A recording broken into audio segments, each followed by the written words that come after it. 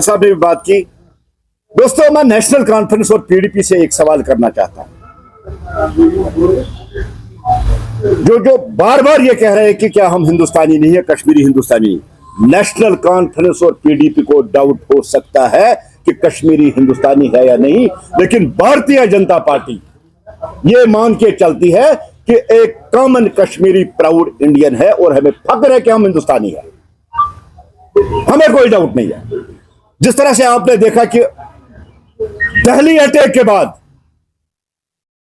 PDP हो या national conference हो, जिस तरह से उन्होंने टेररिज्म और टेररिस्टों को ग्लोरीफाई करना शुरू कर दिया है, वार्निंग के साथ इनको कहना चाहता है बंद कर दीजिए इसको। सबसे पहले देश की सिक्योरिटी, देश की एकता और देश की अखंडता, उसके बाद सब कुछ आता है। अभी पिक नहीं किया होता है किसी को तो महबूबा जी सर्टिफिकेट देती है बेकसूर है। महबूबा जी, आप फैसला करोगे कि ये बेकसूर है कि नहीं, ये आतंकवादी है। ये एजेंसियों पे छोड़ दो, पुलिस पे छोड़ दो, आर्मी पे छोड़ दो। पूरी इन्वेस्टिगेशन के बाद जिसको पिक किया जाता है विद प्रूफ, विद सबूत, और आपके सामने टेरर नेटवर्क सामने है। जिस तरह से व्हाइट कॉलर, व्हाइट गाउन जो टेररिज्म आपके सामने है, कोई उन पे शक नहीं करता था। जिन लोगों को धरती का भगवान कहा जाता था, जो जान बचाने के लिए उनको माना जाता था, आज वही लोग देश में लोगों की जान लेने पे तुले हुए हैं। उनके साथ क्या सलूक होना चाहिए, ये महबूबा जी से पूछ के हम करेंगे। ये देश की सिक्योरिटी, देश की पुलिस, देश की एजेंसियां महबूबा जी से पूछ के करेगी? नहीं, महबूबा जी यहां प्रो पाकिस्तानी और प्रो टेररिज्म एजेंडा चलने वाला नहीं है। आप इन्वेस्टिगेशन में बाधाएं डालने की कोशिश मत कीजिए, पुलिस को अपनी काम करने दीजिए। और फारूक साहब क्या कह रहे हैं? यहां नवगाम ब्लास्ट हो रहा है और फारूक साहब स्टेटहुड मांग रहे हैं। फारूक साहब, स्टेटहुड की पहले कमिटमेंट है, लेकिन ऐसे जो इंसिडेंट्स है इनसे स्टेटहुड मिलने वाला नहीं है। जब तक दहशतगर्दी और दहशतगर्द खत्म नहीं होंगे तब तक स्टेटहुड नहीं मिलेगा। आप सेंट्रल गवर्नमेंट के हाथ मजबूत कीजिए, एलजी के हाथ मजबूत कीजिए इस दहशतगर्दी को यहां रूट आउट करने के लिए, तभी स्टेटहुड पॉसिबल है।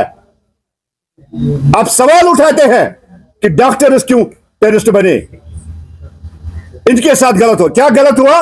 हमारे टैक्स से, देश के लोगों के टैक्स से ये डॉक्टर बने हैं, देश के कॉलेजों में इन्होंने पढ़ा है और ये देश के खिलाफ जंग करेंगे। किसी भी सूरत में इस चीज को बर्दाश्त नहीं किया जाएगा। डॉक्टर फारूक साहब, गए वो दिन, ये मोदी जी वाला भारत है। हम घुस के अंदर मारना भी जानते हैं और हम दहशतगर्दों को मिटाना भी जानते हैं और मिटा के रहेंगे, चाहे वो टेरर इन व्हाइट हो चाहे टेरर इन ब्लैक। जिस तरह से मियां वो कोई, हम मिटाना जानते हैं दहशतगर्दों को और संकल्प लेके रखा हमने, हम दहशतगर्दी को जम्मू कश्मीर और देश की सारी जमीन से रूट आउट करेंगे। फारूक साहब, आपको पता नहीं है ये एजुकेटेड यूथ, ये डॉक्टर्स किस तरह से दहशतगर्द बने हैं। ये सिर्फ रेडिकलाइजेशन है और कोई नहीं है। मैं देश के अपने बच्चों से, जम्मू कश्मीर के बच्चों से मैं कहना चाहता हूं कि कोई जन्नत और कोई हूर मिलने वाली नहीं है।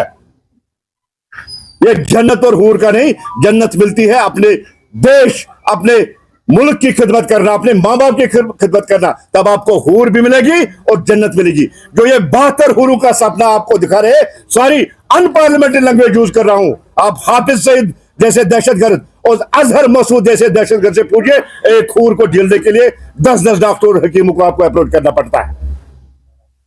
और आप हमें जन्नत और हूर के बहकावे में यहां के बच्चों को लाएंगे। मैं जम्मू कश्मीर के लोगों से, खासकर जिनके बच्चे हैं, मैं उनसे भी गुजारिश करना चाहता हूं, अपने बच्चों को इससे दूर रखिए।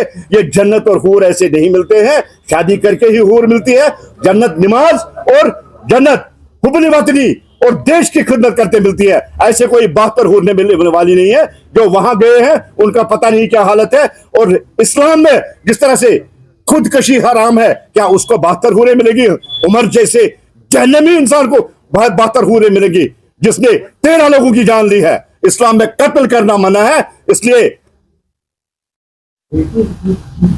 हूरों और जन्नत के वे बहकावे में न आए। सबसे पहले देश है, उसके बाद देश का सब कुछ है। मैं फिर एक बार महबूबा जी और उमर अब्दुल्ला साहब और फारूक साहब से कहना चाहता हूं कि आप अपने आप को संभालिए, अपनी पार्टी को संभालिए। देश की सिक्योरिटी एजेंसी को अपनी काम करने दीजिए।